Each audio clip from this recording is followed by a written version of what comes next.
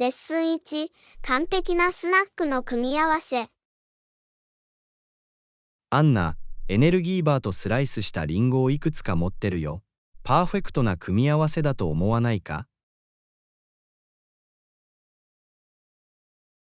絶対に、ジョン。エナジーバーは手っ取り早く体を動かすのに最適で、スライスしたリンゴは爽やかでヘルシーな味わいを添えます。バランスの取れたスナックです。同感です。エネルギーバーは必要な燃料を供給し、リンゴは自然な甘さと食物繊維をもたらします。これは双方にメリットがあります。さらに、エネルギーバーの炭水化物とリンゴのビタミンの組み合わせにより、活力と満足感を維持できます。それこそ正午の迎えに必要なものです。ヘルシーなスナックを食べることで、集中力と生産性が保たれます。スマートに間食をすることで、エネルギーレベルを維持し、午後のスランプを防ぐことができます。タスクを把握するためには欠かせません。同じ考えでいてくれて嬉しいです。間食に関しては、注意深い選択をすることが重要です。他にどんなスナックがおすすめですか？アーモンドやくるみなどのナッツは素晴らしい選択肢です。健康的な脂肪とタンパク質を提供するので、満腹感と満足感を保つのに役立ちます。それを心に留めておくよ。ナッツは便利で持ち運びも簡単です。他に何かおすすめのスナックはありますか？ベリー入りのギリシャヨーグルトは栄養価が高く美味しいもう一つの選択肢です。ヨーグルトに破タンパク質なベリーには抗酸化物質が含まれています。それは美味しい組み合わせのようですね。絶対やってみるよ。いろんなおつまみを用意しておくと面白くなりますね。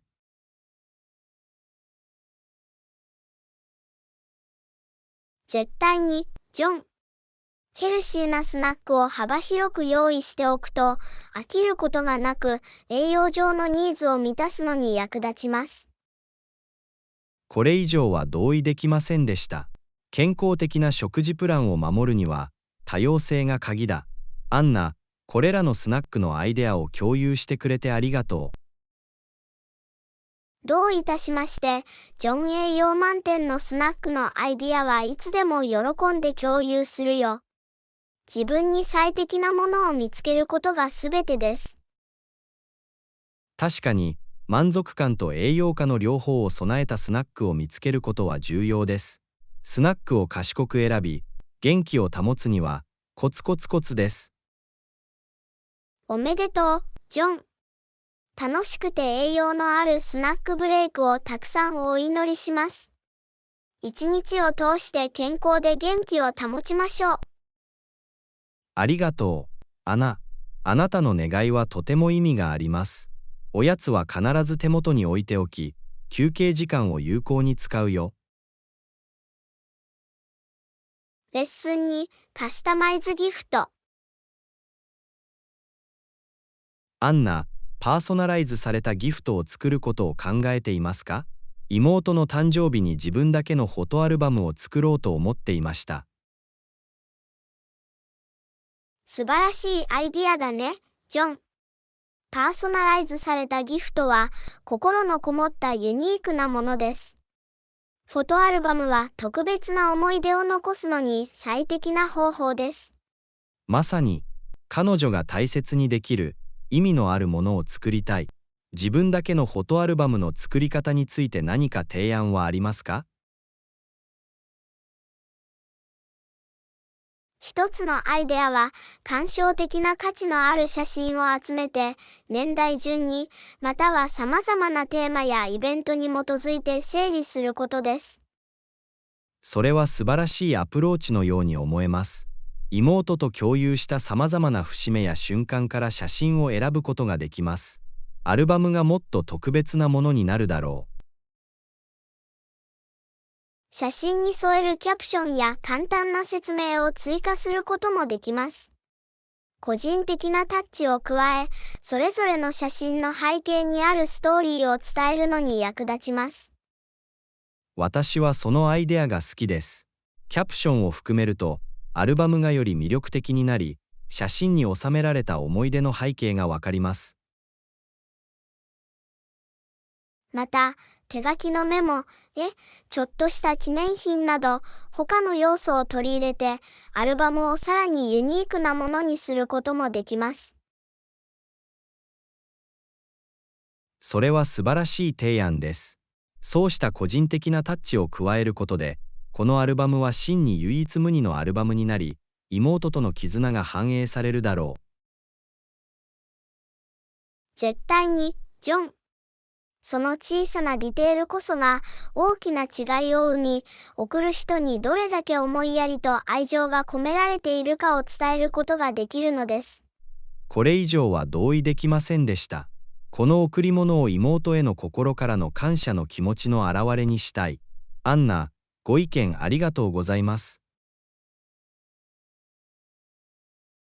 どういたしまして、ジョン手伝えてよかった。あなたのお姉さんは、あなたのパーソナライズされたフォトアルバムとあなたがそれに費やした努力に感謝するでしょう。私もそう願っています。心のこもった贈り物で、開けた時の彼女の反応を見るのが待ちきれません。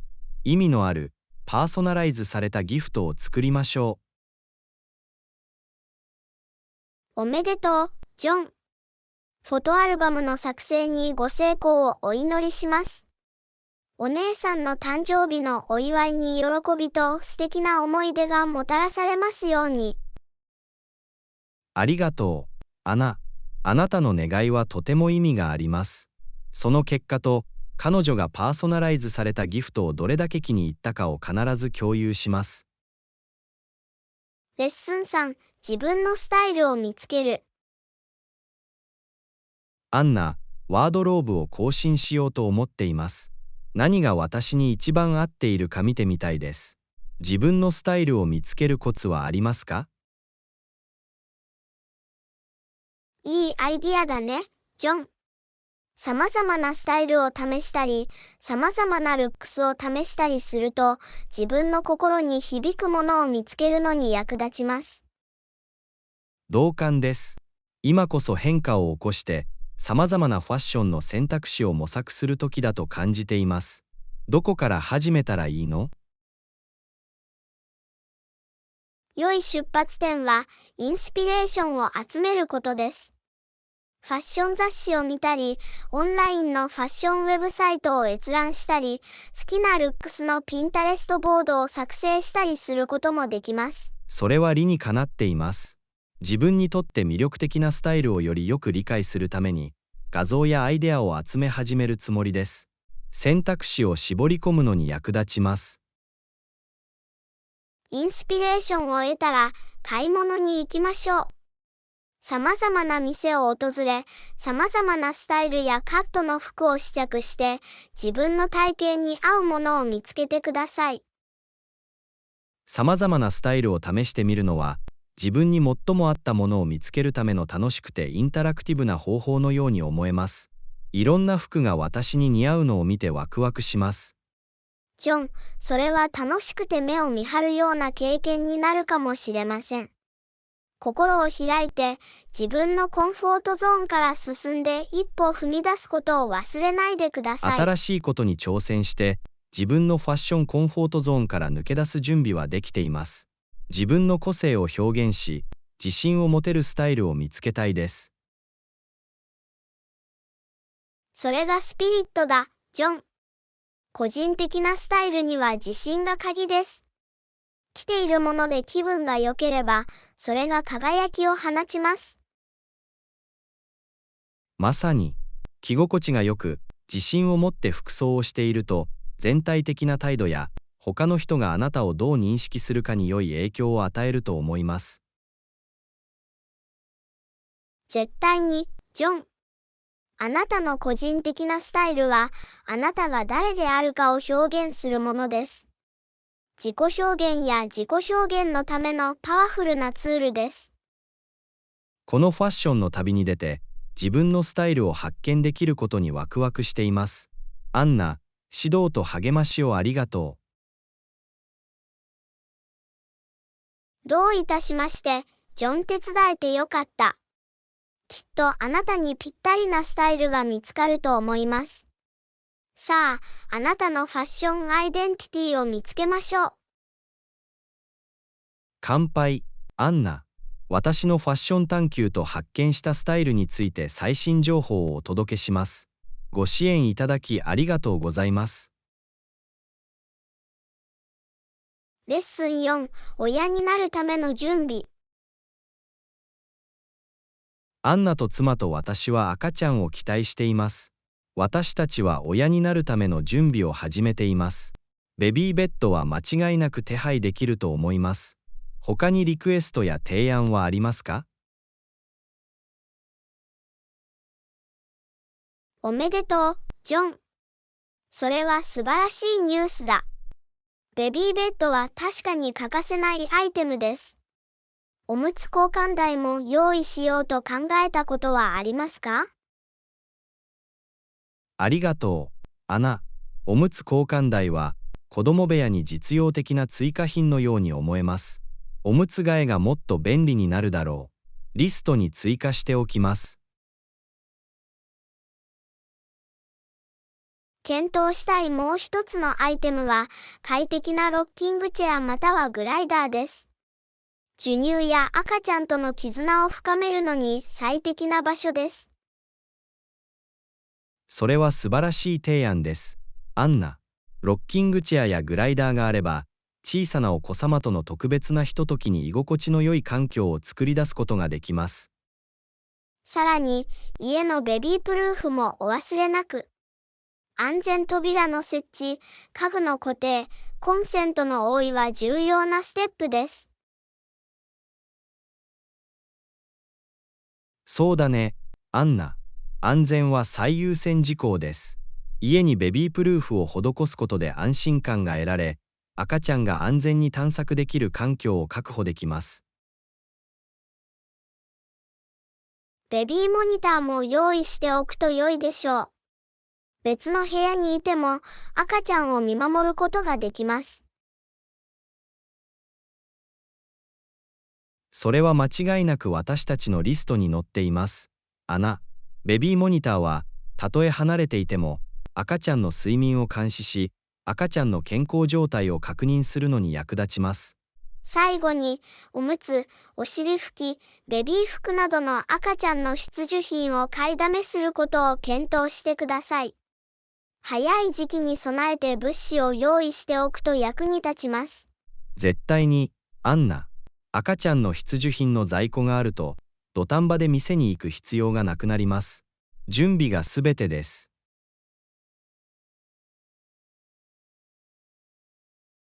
ジョン、あなたは正しい方向に進んでいるようですね。ペアレントフットはエキサイティングな旅であり、準備を整えることで移行がよりスムーズになります。私たちは人生のこの新しい章に備えるために最善を尽くしています。アンナさん、ご提案やご指導ありがとうございます。どういたしまして、ジョン喜んでお手伝いします。親になることは素晴らしく、やりがいのある経験です。あなたとあなたの奥様がこの旅で最善を尽くすことを願っています。ありがとう、アナ。あなたの願いはとても意味があります。私たちの準備や小さな喜びの集まりの到来について、常に最新情報をお届けします。レッスン5、オプションの評価。アンナ、新しいプロジェクトの提案を確認したよ。はい、確認したよ。全体的には問題ないようですが、いくつか懸念点があります。聞いてよかったよ。ジョン決定を下す前に、選択肢を慎重に評価し、懸念事項があれば対処することが重要です。具体的に懸念していることは何ですか？一つの懸念事項はタイムラインです。提案されているタイムラインはあまりにも野心的すぎて、チームに不必要なプレッシャーをかけているような気がします。それは最もな懸念事項だ。現実的な期待値を設定し、チームに質の高い仕事を提供するための十分な時間を与えることが重要です。まさに、プロジェクトを急ぐと、品質が損なわれ、ミスにつながる可能性があります。この懸念をステークホルダーに伝えることが重要だと思います。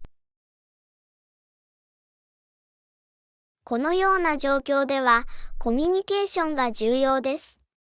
懸念事項を利害関係者に伝え、徹底的な作業を可能にする、より実行可能なタイムラインを提案してください。絶対にやるよ、アンナ。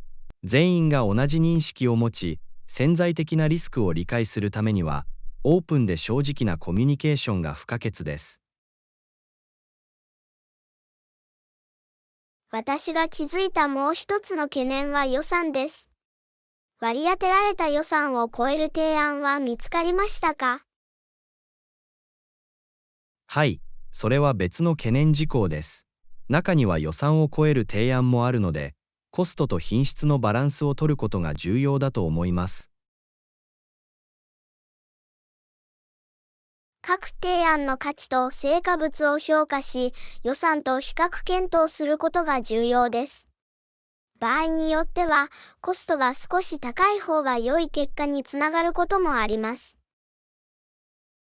いい視点だね、アナ。予算を決定する際には、長期的な利益と投資収益率を考慮する必要があります。絶対に、ジョン。適切なバランスを見つけ、選ばれた提案がプロジェクトの目標と目的に合致していることを確認することが大切です。最後に、資源配分について懸念があります。提案の中には他の提案よりも多くのリソースを必要とするものがあり、必要な能力を確保する必要があります。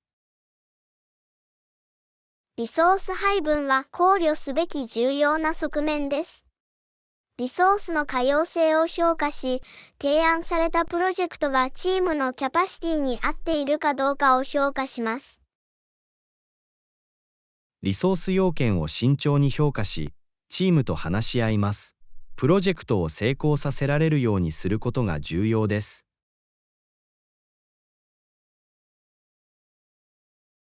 ジョン、あなたは徹底的かつ思慮深いアプローチをとっているようですね。これらの懸念に対処することは、リスクを軽減し、プロジェクトが成功する可能性を高めるのに役立ちます。ありがとう、アナ。あなたのサポートと洞察は貴重です。これらの懸念に対処し、プロジェクトに最適な解決策を見つけることに取り組んでいきます。どういたしまして、ジョン。手伝えてよかった。懸念事項を効果的に伝え、プロジェクトとチームに利益をもたらす解決策に向けて取り組むことを忘れないでください。そのことを心に留めておくよ、アナ。改めて、ご指導ありがとうございます。プロジェクトの進捗状況や進展については、随時お知らせします。レッスン6、自家製ピザの楽しみ。アンナ、手作りのピザを食べたい気分だよ。ピザを一から作るのは、楽しく、美味しい料理を楽しむのに最適な方法です。これ以上同意できないわ、ジョン。自家製ピザならトッピングをカスタマイズして、自分の好みにぴったり合うピザが作れます。どんなトッピングを考えていますか？フレッシュトマト、バジル、モッツァレラチーズが入ったクラシックなマルゲリータピザを考えています。シンプルだけど風味豊かか。あなたはどう、アンナ？美味しそうだね、ジョン。私はマッシュルーム、玉ねぎ、ピーマン、それにスパイシーなペパロニの組み合わせが好きです。ピザにちょっぴり効かせるのが好きです。素晴らしい選択です、アンナ。ピザ聖地を作るところから始めましょう。小麦粉、イースト、水、オリーブオイル、塩一つまみが必要です。聖地を準備している間、材料を用意しておきます。聖地が軽くてふわふわになるように、忘れずに1時間ほど寝かせてください。絶対に、アンナ、ピザ聖地に関しては忍耐が鍵です。盛り上がっている間に、ソースを用意してトッピングを集めることができます。ソースには、砕いたトマト、ニンニク、オレガノ、オリーブオイルを少しずつ加える必要があります。自家製のソースがあるといいですね。完全に同意します。アナ、自家製ソースがピザに新鮮で本格的な風味を加えます。さあ、トッピングをみじん切りにしてオーブンを予熱しましょう。トッピングを刻んでいる間、オーブンを最高温度に予熱します。熱いオーブンを使うと、ピザはカリカリで完璧に火が通ります。すべてがうまくまとまっている。アンナ、さあ、聖地を広げて、ソース、チーズ、トッピングでピザを組み立てましょう。すりおろしたパルメザンチーズとオリーブオイルを振りかけることを忘れないでください。最後に風味とコクが加わります。そうだね、アンナ。次に、ピザを予熱したピザストーンまたは天板にスライドさせ、約10から15分間焼きます。焼きたてのピザの香りがキッチンいっぱいに広がっています。ジョン。私たちの創作を味わうのが待ちきれません。もうすぐ自家製ピザを楽しむ時間です。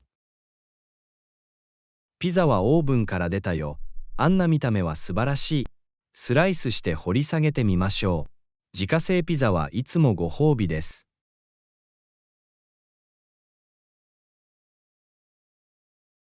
これ以上同意できないわ、ジョン。自家製ピザは愛情のこもったもので、味は最高です。当店の美味しい創作料理を一口一口味わいましょう。このピザ作りの冒険に参加してくれてありがとう、アンナ。楽しくて美味しい体験でした。ピザを一から作ることに決めてよかったです。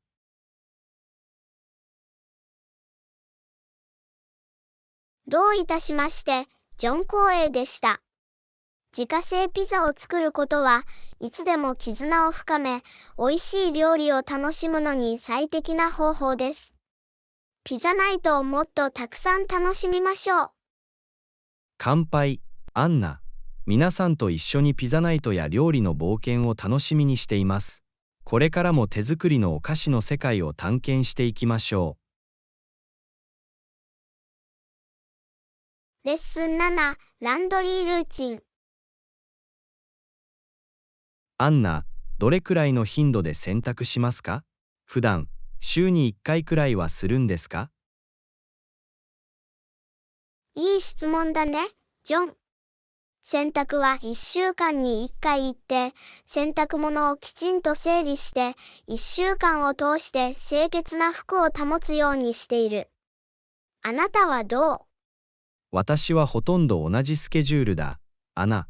週に1回洗濯をするのも私にとってはうまくいくようです。物を整理し、汚れた服が山積みになるのを防ぎます。同意するよ、ジョン。自分に合った、自分のライフスタイルに合ったルーチンを確立することが重要です。洗濯を一貫して行うことで、清潔さと秩序を保つことができます。絶対に、アンナ。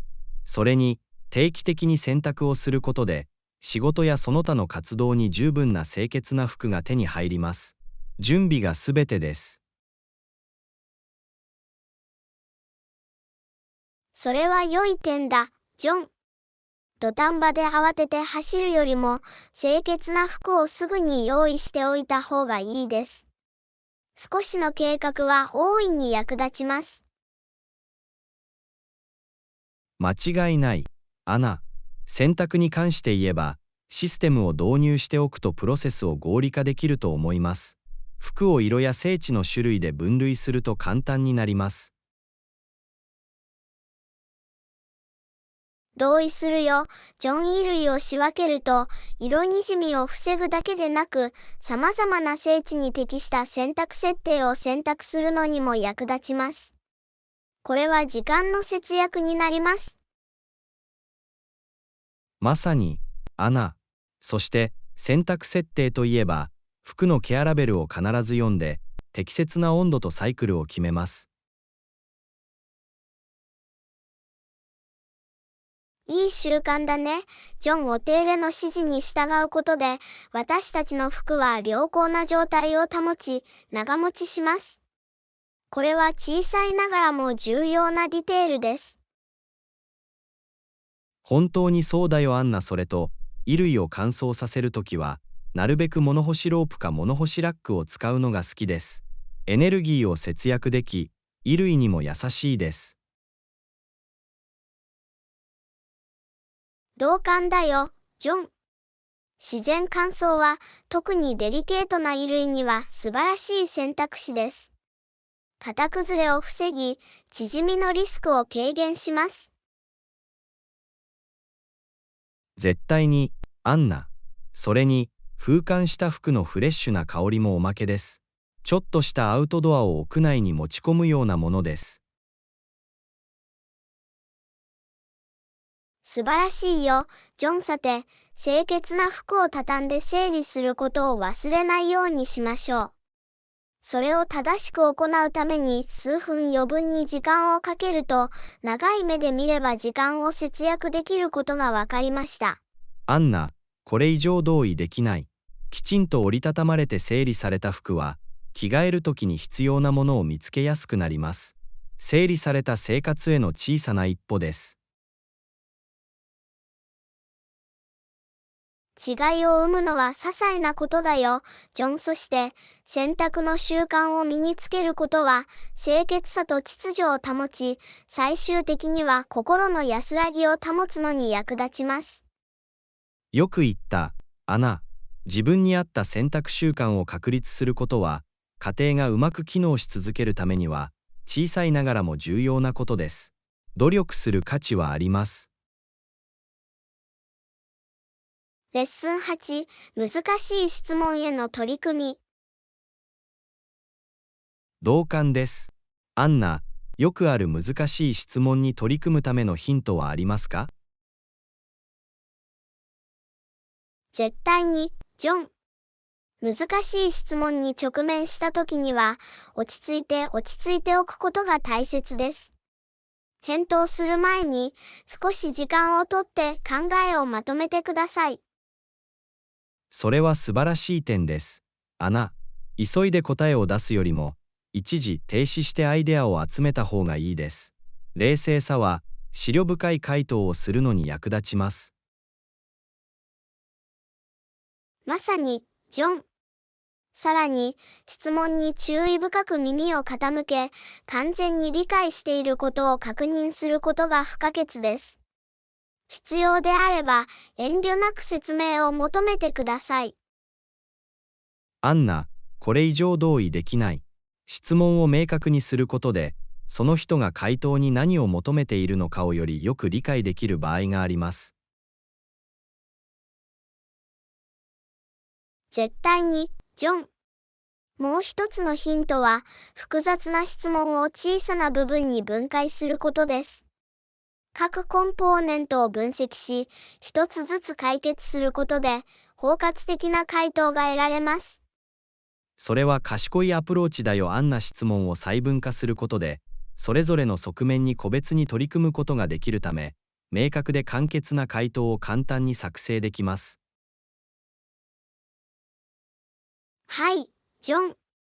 答えがわからなければ、正直に言うことが大切です。推測したり、間違った情報を提供したりするよりも、確信が持てないことを認めた方がいいでしょう。完全に同意します。アナ、正直さが鍵です。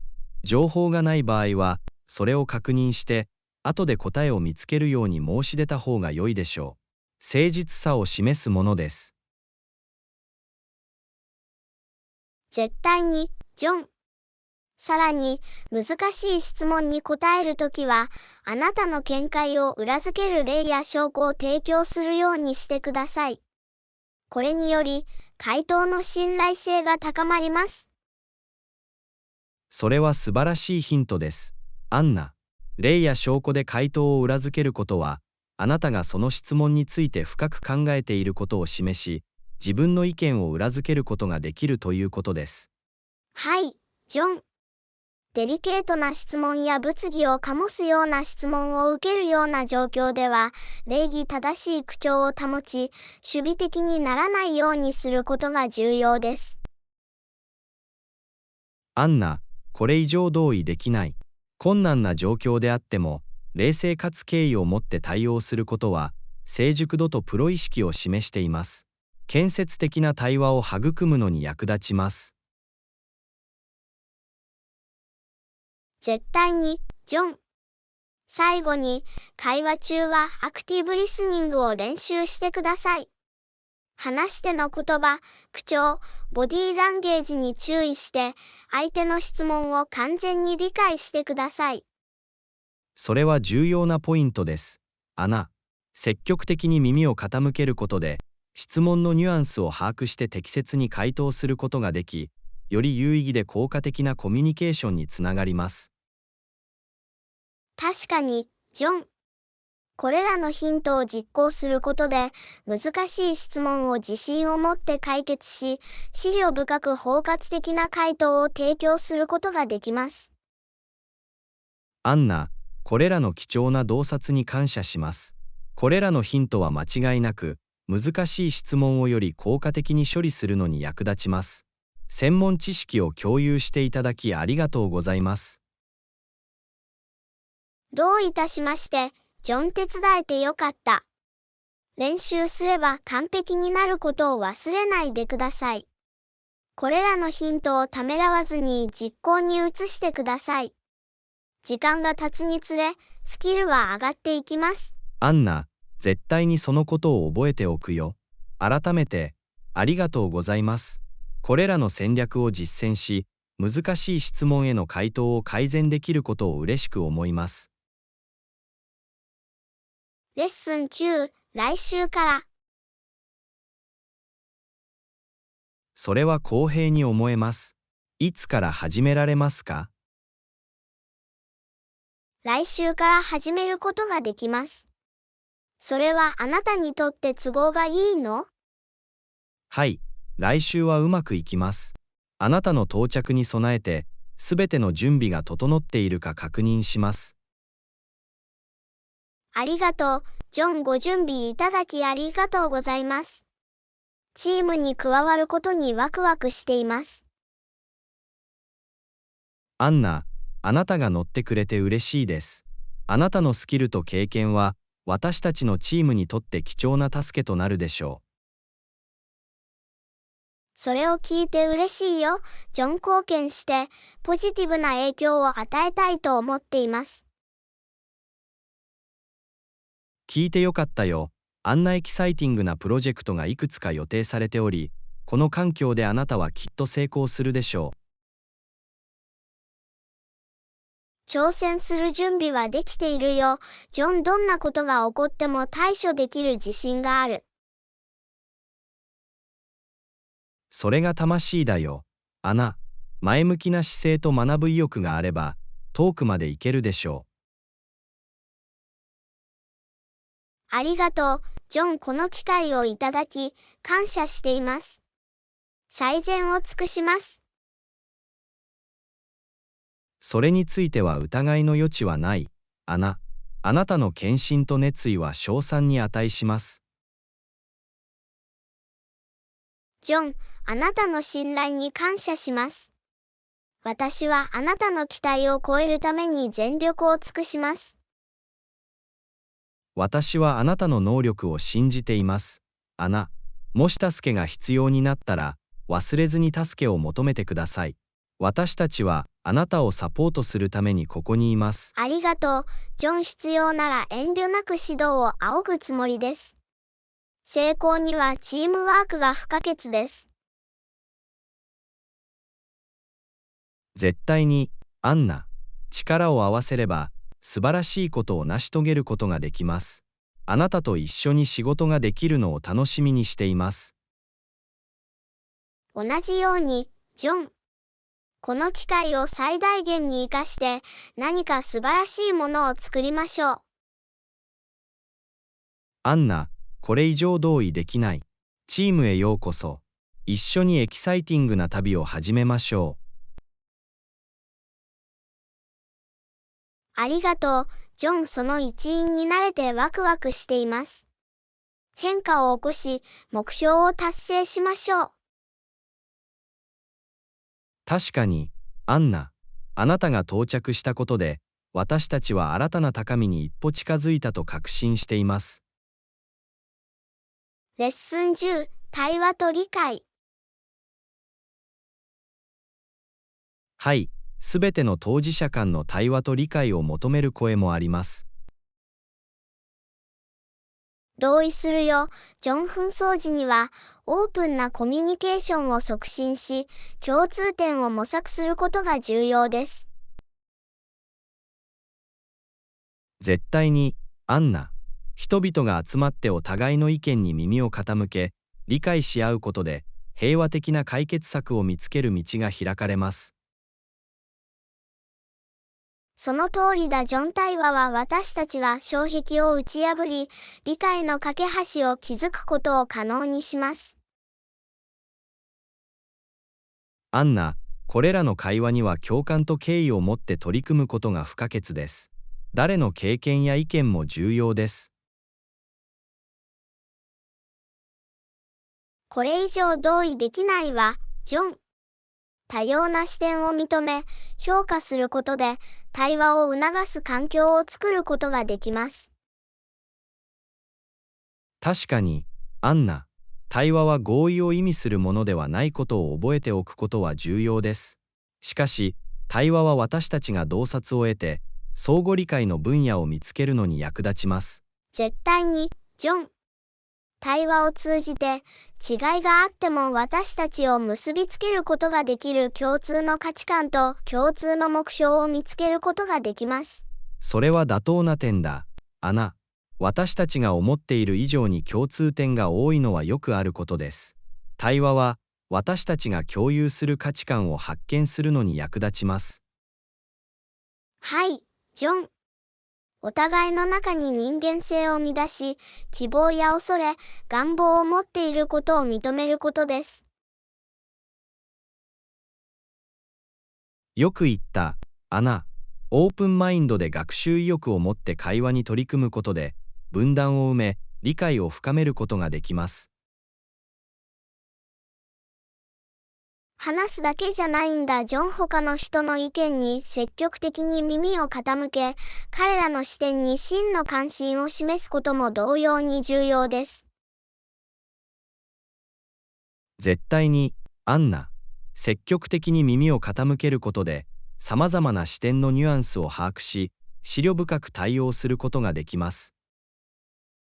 さらに、誰もが判断を恐れることなく自分の考えを快適に表現できる、安全でインクルーシブな空間を作るよう努めるべきです。完全に同意します、アナ。敬意を持ってインクルーシブな対話を行うことで、人々は自分の経験を共有し、共通点を見つけるようになります。対話を行うことで、私たちは自分の偏見や先入観に挑戦し、個人の成長を促し、理解を深めることができます。それは決定的な側面だ、アナ。対話は視野を広げ、さまざまなレンズを通して世界を見るのに役立ちます。まさに、ジョン。オープンで正直な会話を通してこそ、信頼と共感を築き、最終的にはより調和の取れた社会を築くことができます。これ以上うまく言えなかったよ、アンナ。他者との交流における対話と理解を引き続き提唱しましょ絶対に、ジョン。力を合わせれば、より思いやりのあるつながりのある世界に貢献できます。このような洞察に満ちた会話に感謝しています。アンナ。理解と調和を促す対話の力を私たちに思い出させてくれます。私も同じように感じます、ジョン。これからも対話を取り入れ、他の人たちにも同じことをするよう奨励していきましょう。これは明るい未来への第一歩です。確かに、アンナ。対話は、私たちをより平和で包摂的な世界へと導く強力なツールです。会話を続けましょう。レッスン11、チェックアウト時のお支払い。チェックアウト時にフロントでお支払いいただけます。教えてくれてありがとう、ジョン。受け付けている支払い方法を明確にしていただけますか？確かに、アナ。フロントでは現金と主要クレジットカードの両方での支払いが可能です。それは便利です。私は通常、取引にはクレジットカードを使う方が好きです。カード決済には追加料金がかかりますか？いいえ、アナ。クレジットカードを使用しても追加料金はかかりません。請求書に記載されている金額が支払われる合計金額です。それは聞いてよかった。カードで支払う方が経費を追跡しやすくなります。支払いの領収書はもらえますか？はい、アンナ。支払いが済んだら、受付から記録用の詳細な領収書をお渡しします。素晴らしい。領収書があると払い戻しに役立ちます。支払いを決済する際に従う必要のある特定の指示はありますか？チェックアウト時に支払いを希望する旨を受付員に伝えてください。支払い手続きをご案内します。わかった。ジョンチェックアウトの時に必ず知らせておきます。請求書に関して質問や意見の相違がある場合はどうすればいいですか？ご不明な点がある場合や不一致に気づいた場合は、受付係にお知らせください。どのような懸念事項も解決できるようお手伝いします。それは心強いですね。請求に関する問い合わせには専用の窓口があることを知っておくと便利です。支払いの決済期限はありますか？通常、支払いはチェックアウト時に決済される予定です。アンナ。施設を出る前に請求書を決済するのが一番です。わかった、ジョン。チェックアウトしたらすぐに支払いを済ませるよ。必要な情報をすべて提供していただきありがとうございます。どういたしまして、アンナ。ご不明な点がある場合や、滞在中にサポートが必要な場合は、お気軽にご連絡ください。ここでの時間を楽しんでください。レッスン12、出発と到着。出発時と到着時に、それを聞くのは素晴らしいことです。空港内の移動は簡単でしたか？はい、ジョン。空港の標識と道順がはっきりしていて、道を見つけるのが簡単でした。それは知っておくと良いことです。セキュリティチェックや税関手続きで何か問題はありましたか？いいえ、すべてが順調に進みました。セキュリティチェックは効率的で、税関手続きも簡単でした。それは安心です。乗り継ぎ便はありましたか？それとも直行便でしたか？直行便だったんだ。ジョン。乗り継ぎを心配する必要はなかった。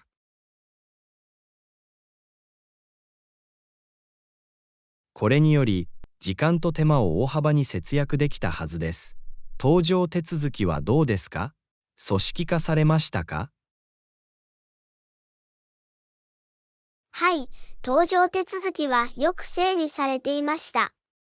彼らは搭乗ゾーンをたどり、スタッフは乗客を案内してくれました。それは嬉しいですね。目的地に着いてから入国審査で困ったことはありましたか？いいえ、入国手続きは効率的でした。警察官はフレンドリーで、書類を迅速に処理しました。それは良いニュースです。入国審査を通過した後、荷物が届くまで長く待たなければならなかったんですか？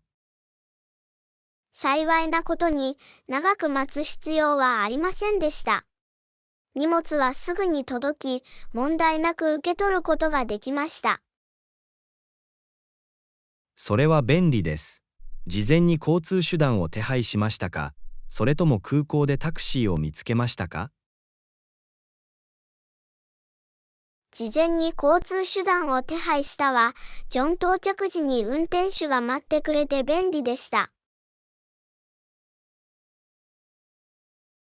それは賢い選択です。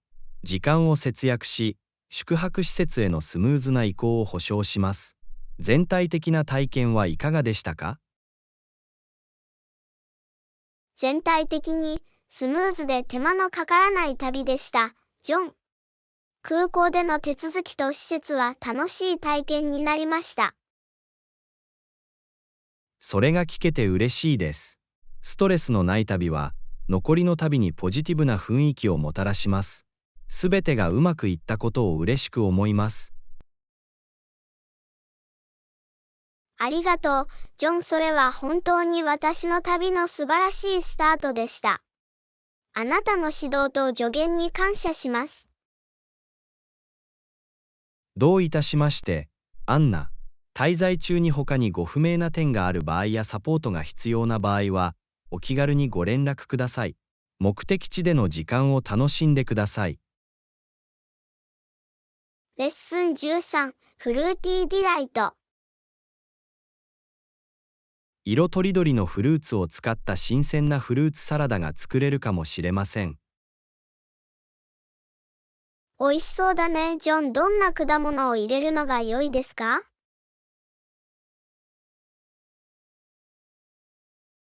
ジューシーなスイカと甘いイチゴから始めてみてはいかがですか？それらは素晴らしい選択です。ピリッとしたパイナップルと爽やかなキウイも加えてみましょう。素晴らしい。味のバランスを取るために、パリッとした青リンゴやジューシーなブドウを入れることもできます。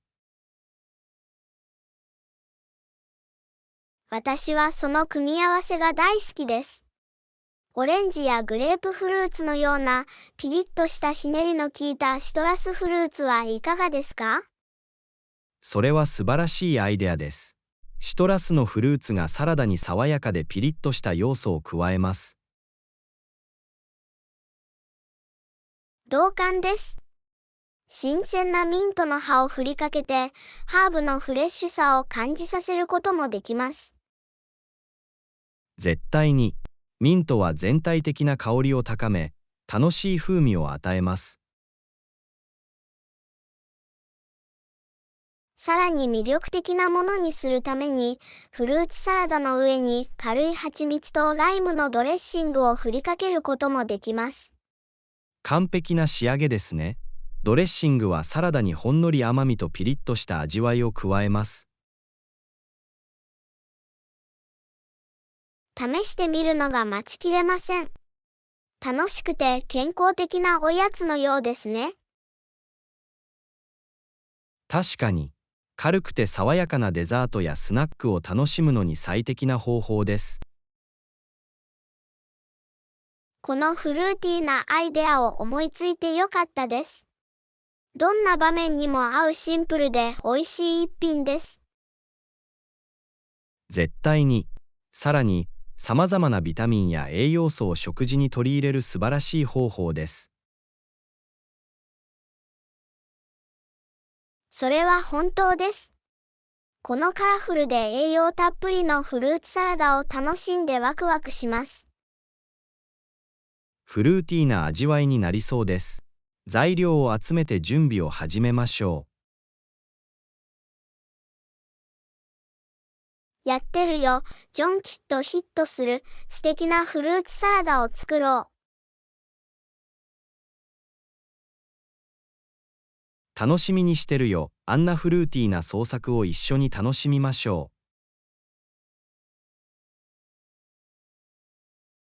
レッスン14、実装戦略。主な側面について説明したので、次は計画の実施に焦点を当てましょ絶対に、ジョン。戦略を実行に移す時が来ました。どこから始めればよいのか。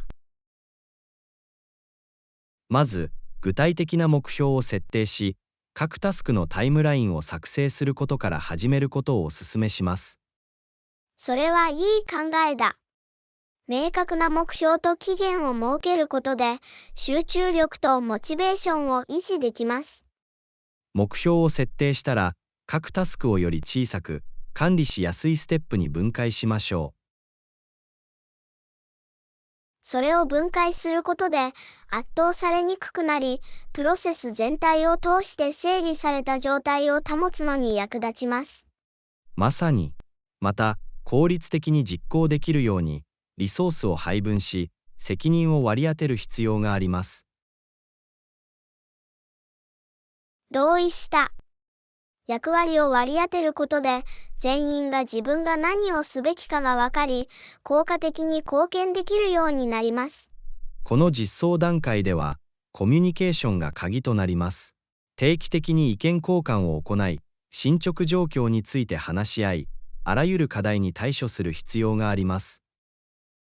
はい、連絡を取り合い、問題があれば速やかに対処することで、順調に進み、必要な調整を行うことができます。さらに、テクノロジーと自動化を活用してプロセスを合理化することも検討できます。それは素晴らしい点だ、ジョン。テクノロジーは私たちがより効率的に働き、時間を節約するのに役立ちます。前進するにつれ、進捗状況を追跡し、その過程で小さな勝利を祝いましょマイルストーンを祝うことで士気が高まり、実装努力の勢いが保たれます。絶対に。最後に、柔軟性を保ち、フィードバックを受け入れ、必要に応じて調整しましょう。変化する状況に対応し、改善を行うには、柔軟性と適応性が不可欠です。これらの戦略に従えば、実装を成功に導くことができると思います。同意するよ、ジョン。私たちの計画が実現し、私たちが望む成果を達成するのを見てワクワクしています。それを実現するために、集中して取り組んでいきましょう。私たちの成功には自信があります。私も、ジョン。私たちの努力と献身によって、私たちは目標を実現することができます。初めて、物事を実現させましょう。私たちの進歩を見るのを楽しみにしています。こっちも同じだ、ジョン。全力を尽くして、この実装を成功させましょう。絶対に、アンナ。これからの実りあるやりがいのある旅へ。レッスン15、食料品の必需品。アンナ、食料品のリストには何があるの？いくつか品物を集めないといけません。パン、牛乳、卵、果物が必要です。それらは必需品です。よし、必ず取っておくよ。好きなパンの種類ってある？全粒小麦のパンがいいでしょう。より健康的で、食物繊維も多く含まれています。注目。リストに全粒粉パンを追加します。牛乳はどう？好みは？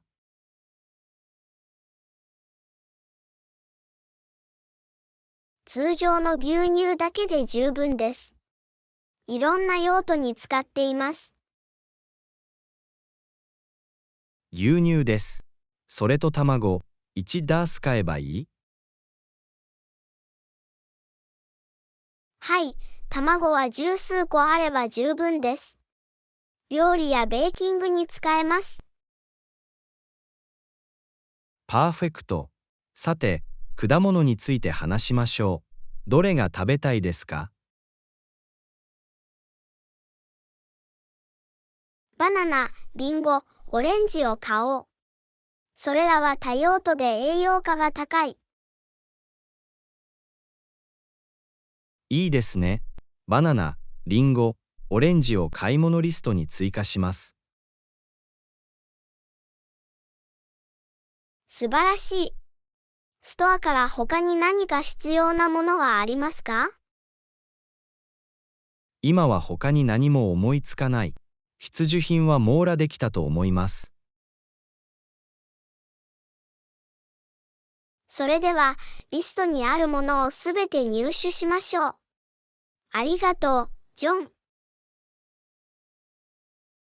どういたしまして、アンナ。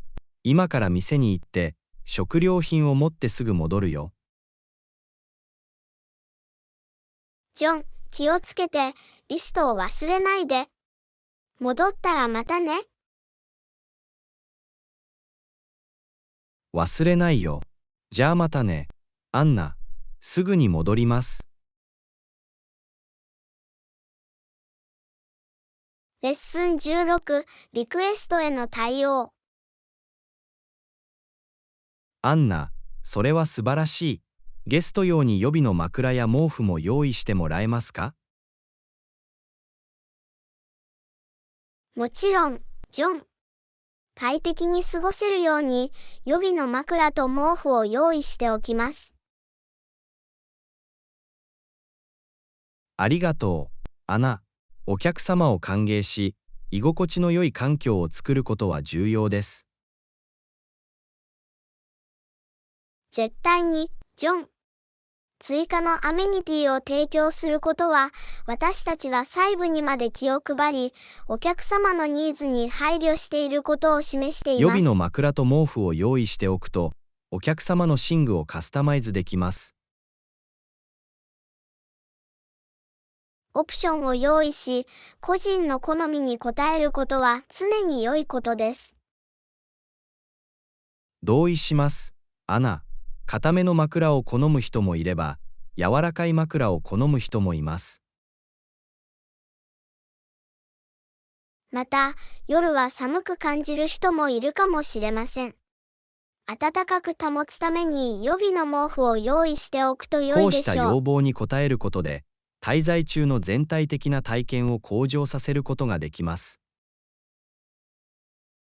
お客様に快適で楽しい雰囲気を提供することがすべてです。まさに、アナ。私たちは彼らに自宅にいるように感じてもらい、ぐっすり眠ってもらいたいのです。枕や毛布に加えて、ベッドが清潔で手入れが行き届いていることも確認する必要があります。清潔さが最優先事項です、アンナ。清潔なリネンと整頓されたスリーピングエリアが快適な滞在をお約束します。冷静と快適さを維持するには、定期的に寝具を洗って交換することが不可欠です。また、摩耗の兆候がないか確認し、破損または摩耗したアイテムを交換する必要があります。細部へのこだわりは、ポジティブな印象を与え、お客様に満足していただくのに大いに役立ちます。絶対に、アンナ、彼らの全体的な体験に大きな違いをもたらすのは、些細なことです。快適で居心地の良い空間を提供することで、印象に残り、リピート訪問を促すことができます。また、満足しているゲストからの肯定的な口コミによる推薦は、新しい訪問者を引きつけるのに役立ちます。双方にとって好都合な状況だ。お客様に快適にお過ごしいただくことを優先することで、当ホテルの評判を高めることができます。同じ考えでいてくれて嬉しいよ。アンナ細部へのこだわりとお客様への献身はかけがえのないものです。ありがとう、ジョン。お客様のためにさらに努力することが、私たちの差別化要因だと信じています。アンナ、これ以上同意できない。これからも期待を上回り、お客様に思い出に残る体験を提供していきましょう。力を合わせることで、すべてのゲストが滞在中に歓迎され、手入れが行き届いていると感じられるようにすることができます。アンナさん、この取り組みのパートナーとしてあなたを迎えることができて感謝しています。あなたの献身は本当に素晴らしいです。気持ちはお互い様だよ。ジョン。卓越したおもてなしを提供し、お客様にポジティブな影響を与えることに乾杯しましょう。乾杯、アンナ。快適な宿泊施設と幸せなゲストへ。乾杯、ジョン。私たちの努力がお客様を裁縫させてくれる温かく居心地の良い環境を作り出すことができますように。そのふんのみますよ。あんな素晴らしいおもてなしと、これからも多くのお客様にご満足いただけることを祈ります。レッスン17、コラボレーションと概要。はい、アンナ、彼らの意見は非常に重要です。全員に概要を伝え、全員が同じ認識を持つようにします。絶対に、ジョン。概要を説明すると、コンテキストを設定しやすくなり、全員が状況を明確に理解できるようになります。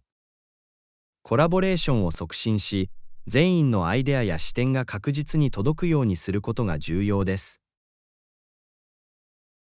コラボレーションはより良い意思決定につながり、チームの集合的な知識と専門知識を活用することができます。そうだね、アンナ。全員が情報を得て関与すれば、一緒にもっと多くのことを成し遂げることができます。会議の前に必要な情報をすべて収集し、簡潔な概要を準備する必要があります。同意しました、アンナ。よく準備された概要は、議論の指針となり、すべての重要なポイントを確実に網羅するのに役立ちます。誰もが主要なアイデアを簡単に把握できるように、コミュニケーションを明確かつ簡潔にすることが重要です。絶対に、アンナ。不必要な専門用語は避け、誰もがアクセスできるようにシンプルな言葉を使うべきです。チャートやスライドなどの視覚資料も概要を説明し、要点を裏付けるのに役立ちます。視覚的表現は理解を深め、複雑な情報をより理解しやすくすることができます。会議中は積極的な参加を促し、全員に考えやアイデアを共有してもらう必要があります。それは必要不可欠です。アナ、各チームメンバーは議論に貢献できる独自の洞察と視点を持っています。私たちは誰もが自分の意見を気軽に表現できる安全でインクルーシブな環境を作るべきです。アクティブリスニングも重要です。他者の視点への敬意を示し、相手のアイデアをさらに発展させてくれます。まさに、ジョン。注意深く耳を傾けることで、共通点を特定し、チーム全体に利益をもたらす解決策を見つけることができます。会議が終わったら、話し合った要点をまとめ、その概要を全員と共有することが重要です。重要なポイントを要約すると、情報を強化し、全員が明確な参照情報を得ることができます。さらに、会議中に特定されたアクションアイテムや次のステップについてもフォローアップする必要があります。アクションアイテムを最後までやり通すことは、チームの目標と進捗に対する私たちのコミットメントを示しています。また、会議中または会議後に生じた可能性のある質問や懸念事項に対処することが重要です。絶対に、ジョン。タイムリーな回答と説明を提供することは、オープンなコミュニケーションを維持するのに役立ちます。コラボレーションは継続的なプロセスであり、進捗状況に応じて定期的にチームに最新情報を伝え、関与させる必要があります。全員に情報を提供し、参加してもらうことで、共通の目標に向かって共に前進することができます。アンナ、効果的なコラボレーションへのご尽力に感謝します。チームとして働くことが成功の鍵です。ありがとう、ジョン。一緒に働き、お互いの貢献を大切にすることで、私たちは素晴らしいことを成し遂げることができると信じています。アンナ、これ以上同意できない。協調的でインクルーシブな環境を引き続き育んでいきましょう。力を合わせれば、目覚ましい成果を達成し、プラスの影響を与えることができるのです。アンナ、この度のパートナーとしてあなたを迎えることができて感謝しています。これからも協力し合い、お互いに刺激し合っていきましょう。気持ちはお互い様だよ。ジョン。コラボレーションを成功させ、より生産的な会議をもっと増やしましょう。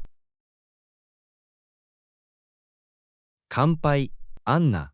私たちのチームワークが私たちを目標に近づけ、前向きな職場環境を作りますように。乾杯、ジョン。コラボレーションと共に働くことの力に私たちのメガネをかけていきましょう。その踏ん飲みますよ。アンナ。効果的なチームワークと明るい未来に乾杯。レッスン18、お気に入りのホテルチェーン。お気に入りのホテルチェーンはありますか？はい、私はマリオットホテルが本当に好きです。彼らはいつも素晴らしいサービスを提供します。ああ、それは知っておくと良いことです。そのことは心に留めておくよ。マリオット、ホテルのどんなところが好きですか？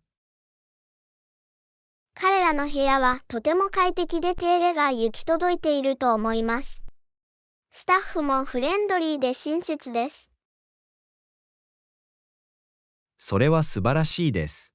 次回旅行するときは、マリオットホテルに泊まることを絶対に検討します。他におすすめのホテルチェーンはありますか？ヒルトンホテルもかなり良いです。アメニティも豊富で、立地も大抵便利です。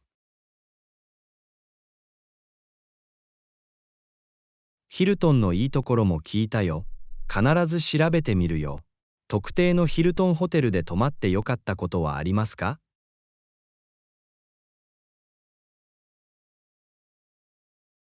ニューヨーク市のヒルトンガーデンインで楽しい経験をしました。